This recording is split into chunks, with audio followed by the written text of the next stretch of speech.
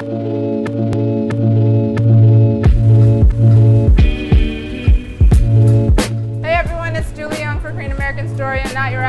I'm so excited today because I am here with Rick Lee and JL, also known as Year of the YOX, and I have a special co-host today, Awkwafina.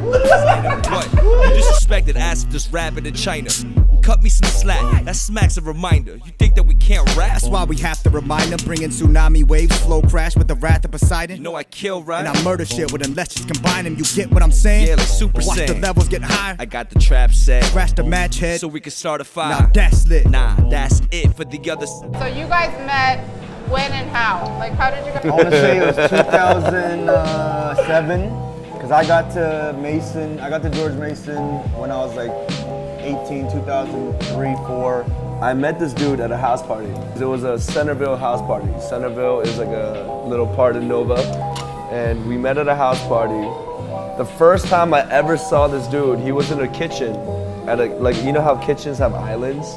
And back in the day in the house party, that kitchen island is where all the alcohol was. Right. You know what I mean? Just like anyone that's throwing the house party, they want to show off and be like ostentatious by having all the bottles right there on the island. The first vision I saw at JL, I walked into the kitchen, I'm already drunk, so I'm just kind of like, I'm walking into the kitchen like this, right? I see this dude on the island, like the bartender in The Shining, just chilling like this, right? This guy, he sees me in the corner of my eye and he had to throw up at the same time. There was like, you know when you have like that clump of food right here? He threw up in his mouth. And he saw me, so a Korean to another Korean person, he didn't want to show weakness. Right. He saw me, he was like, check it out. Yeah, I threw up in my mouth. He took another shot of Bacardi, 151. Oh my God, after you threw up? After he threw up, shot it, and swallowed it back down. I'm on a path that's been traveled by madmen, and half them wouldn't even fathom what had happened. I'm an assassin when I'm zoning. Strap back on while I'm spazzing on them. Get better every year like it's Madden on them. Hold it over their head like we have it on them. Wreak havoc on them, and then we repeating the pattern on them when them patterns on them. Look, we talking about the truth. When did your love for hip hop start? Yeah, so my parents own clothing stores. They own hip hop clothing stores in Virginia Beach. So like I would, you know, as a kid, I would grow up after school, we would go to the store, we would, you know, chill in the back and whatever.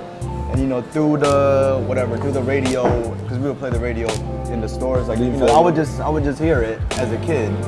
And then when I got a little older, you know, I saw the customers, I saw, you know, the people that came through, because it's in the hood, like, you know, downtown Norfolk. It was kind of a city, like. So yeah, I mean, I think through that store, it just kind of got embedded in me. And then, like I said, my brother put me on a lot of different. But at what point, like, were you like, I want to kind of try and rap myself? Well, that's the thing. So okay, so I didn't even really write my first verse until I had left for college and came back to Virginia Beach. And then I tried to write. It was horrible, you know what I mean? But once I met Manifest, I saw, you know, that there was something that we could do with it. And we could take it somewhere. And then, you know, we meet Rick, and then me, Manifest, and Rick, we kind of... Wait, what was your major at George Mason? I'm just curious. Business management, I think. I don't know. Like, yeah, okay. Once I met them, I was like, I'll just pick a major. Yeah, Okay. Finance management, one of those. I'm flipping tracks like the done side of grilling beef. Sipping tea, breaking tree and peace, switching sweets. Feel the heat, I put the peppers and garlic on top. Korean barbecue flow, smoking party to 5. Need a glass of hype, make you with some soju in it. Need a pack of finest picture with some roll-ups in it. Kinda pissed cause I got off the phone with Kublai. Listening to room riding, Subagi tells me the Korean Student Association or like a Jura. Mean I'm lyrics, what they expect me to do, dawg? Think I'm bad for the youth, think I'm too ghetto. They like acoustic guitar players and So Rick, when you were growing up in Virginia, like, did you ever have any issues about your Korean American identity? Were you always good about being Korean American? No, it messed me up, honestly. Like, that duality was crazy because at home we would only speak Korean. You know what I mean? My parents, they're blue-collar immigrants working at liquor stores, dry cleaners, delis, and so they upheld this like strong Korean backbone. But then when I'm in school, they'd only speak English, you know? So I felt like that was a disadvantage in a way because it was a mixture of cultures and I wasn't, my parents weren't prepared to make it smooth for me. My parents would work 7 to 7. They would leave home at 7 a.m. and work to the cleaners till 7 p.m. So naturally, the person that my parents left me with was my father's mother, which is, you know, my grandma. You know, Aquanet, Korean drama. Shin Harmony at that. My Shin Harmony's wrist muscle was so strong, she could hold a freaking pot of kimchi and a pot of mukbang at the same time. Take it off the stove, put it on the table. I remember vivid memories of my harmony, like while I'm eating. Cause you know, like in Korean culture, the son's son is like very beloved, you know? So my harmony, which is my grandmother, my father's mother, she would debone the fish while I'm eating. You know what I mean? So she would do that, and I'm experiencing that Korean deep culture. And then the next day I go to school and it's like yearbook pictures with a comb. So I'm like, I'm trying to be Americanized at the same time.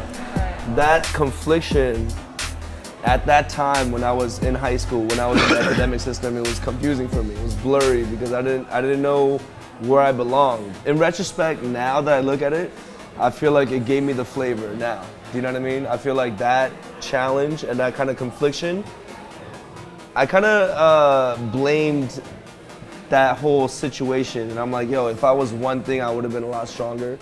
But now I realize that duality and also just like that juggle of identity is now an advantage, you know? So I look at it as a good thing now. Clock in and got the boss already all in my ear. Go mop the floor and put all the empty boxes all over here. It's got me nauseous cause instead of the content stock in a shot, should be rocking content a lot and hearing all of the cheers. And I really hate the trip, but I'm about to go Geronimo over not the dough and stop living my life out so methodical. What about you, JL? My grandma also raised us because when my parents would go to the store, she was helping us, you know. Every Saturday we go to Korean language school, Hangulakyo. So that's where, you know, I would get that culture, but at the same time, my store, I would see these characters, exactly. You know, these customers, and I would exactly. have these hip hop influences that I would see, and it was always a negative thing for my parents. Right. You know, we're dealing with these customers who steal from us, and like, you know, they're over there drinking 40s and like whatever. Like, it's just a bad image that they didn't want me to follow. A couple years ago, I stepped in and opened a store myself and helped my dad out. But you know, once we, you know, kind of got more serious with music, I told my dad I need to step away a little bit while he can still, you know, is still young enough to work, and you know what I mean? Like, of course I wanted to go back. The crazy thing is, before 7 Rings kind of went off, that day, literally, I had gone back home from living in New York, and that day, it was my dad's birthday. I was gonna be like, Dad, like, I'm gonna quit put music rap, aside, What? and kind of pretty much like take over the stores, so that he can step back and, you know, because he's 60, 63, 62 now, so, you know, he's getting older. But that day, on his birthday, that's when we hit like 1 million views in like, you know, 12 hours or something like that. Yeah. And then I was like, Dad, like, you know, I have to go do this.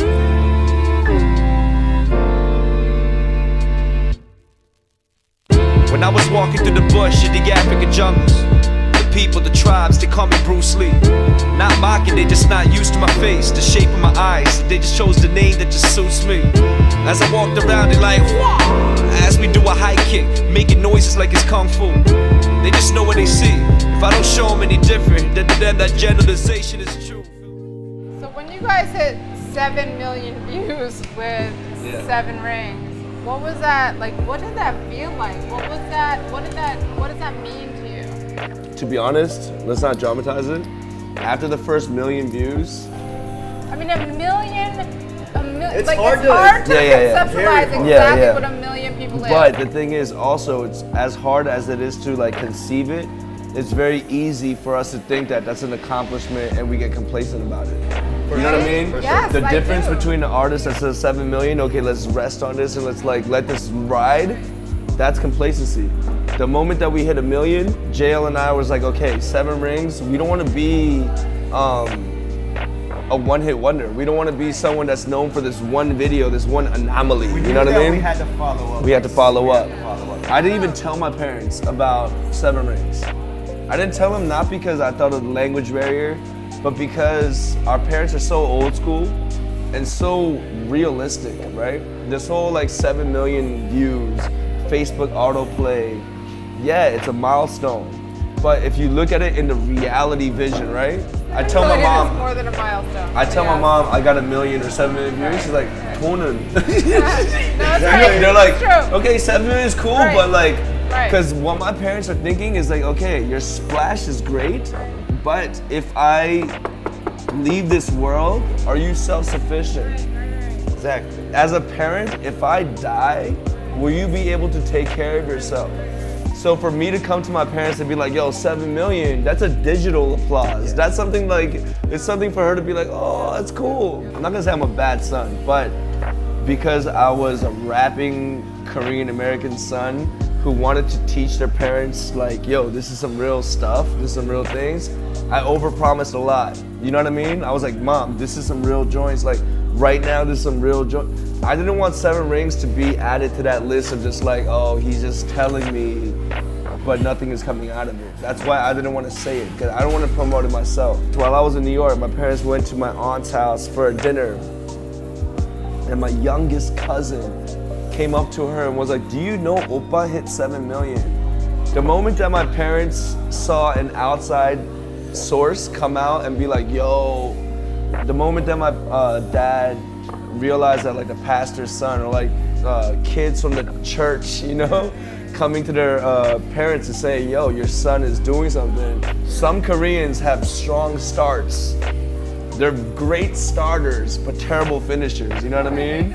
Like when I started saxophone, I was like, this is my thing, you know? And then they gave me, You had cried wolf. yeah, I cried wolf so many times that when I was finally like, yo, this wolf is actually coming, my mom was like, oh, okay, you know? But I had the community come to my parents and authenticate us as like, yo, they're doing something. That's when my parents were like, okay, like this is real. Yeah. As soon as the bell rings, call me Mr. Belding or Mr. Big Bopper. I'll make it a quick stoppage with the hand speed of a city pickpocket.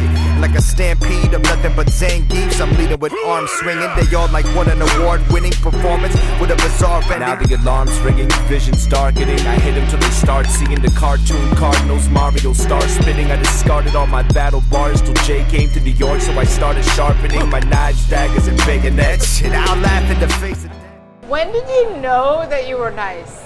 From Virginia, we didn't know about the hype game. We didn't know about packaging our craft.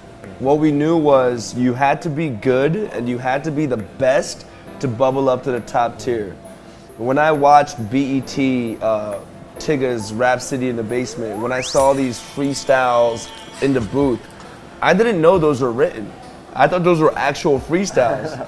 So we were like taekwondo students that had ankle weights, and our standard of perfect was on another dimension. Do you know what I mean? When I saw these, because of our ignorance and our obliviousness, when we saw Rap City Tigger, you know what I mean? In the basement and they're freestyling and they're promoting their next album and they're spitting a 16 bar from their next album. I didn't know that was a premeditated verse. I thought that they were just coming off that from the top. So I'm just like That's how good we had to be. I'm like, You know what I mean? I'm like, yo, these guys are perfect. How? Yeah. So, shout out to Rock Lee. I had ankle weights that was so heavy because I wanted to be better than anybody.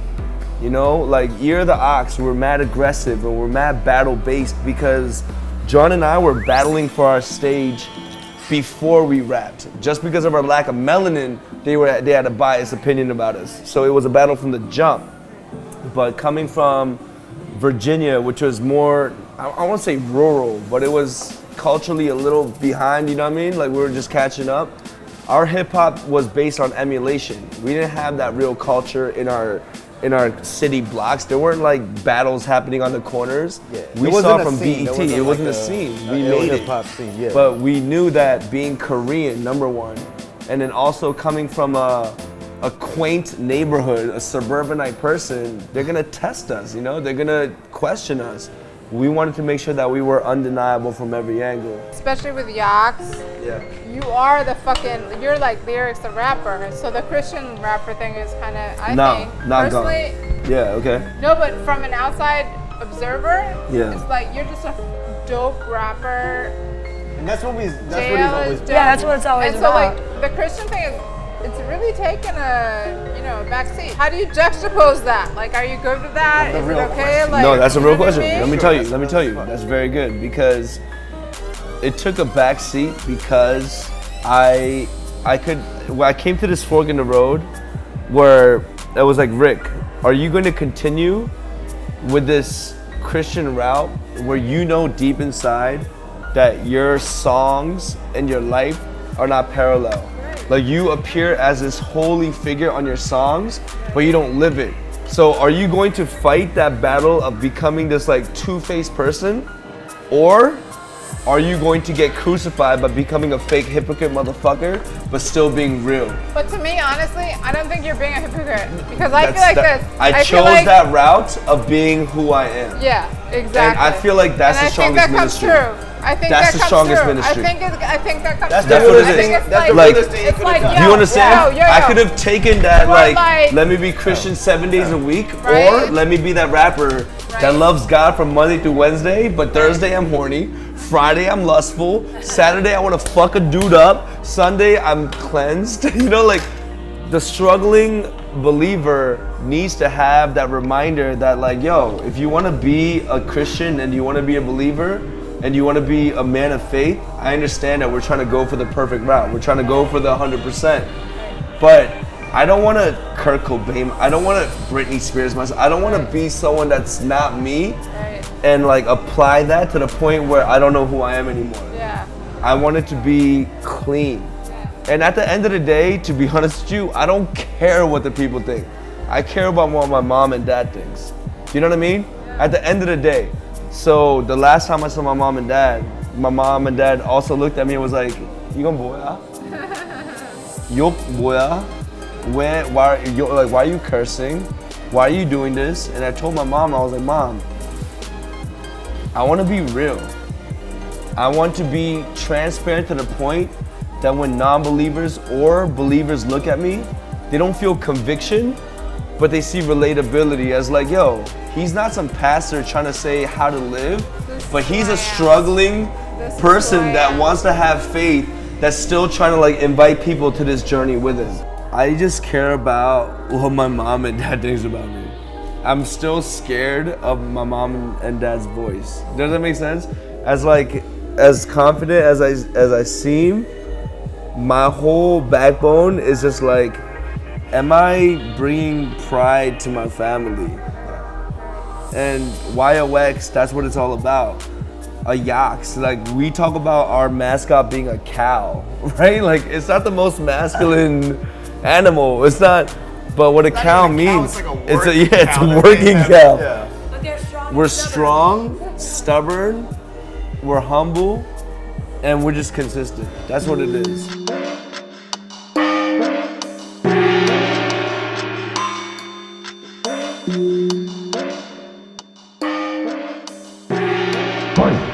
Fuck you mean, do I really rap?